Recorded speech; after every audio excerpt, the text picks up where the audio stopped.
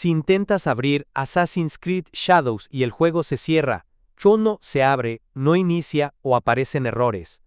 Esto puede suceder porque tus controladores no están actualizados, o los archivos de Assassin's Creed Shadows están dañados o corruptos. Así que en este tutorial te enseñaremos diferentes soluciones para reparar Assassin's Creed Shadows.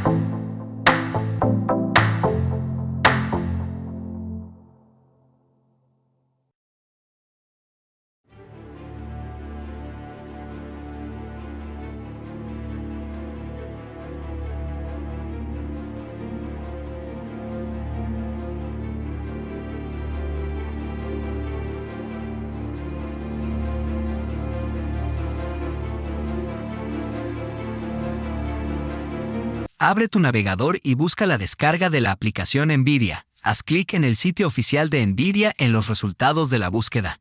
Una vez en el sitio web, haz clic en Descargar para obtener el instalador. Cuando se complete la descarga, abre el archivo y sigue las instrucciones para instalarlo. Acepta los términos y condiciones, y la aplicación se instalará automáticamente en tu computadora. Cuando se te solicite, elige entre Game Ready Driver o Studio Driver, según tus necesidades, y haz clic en Siguiente. Finalmente, haz clic en Listo. Y eso es todo.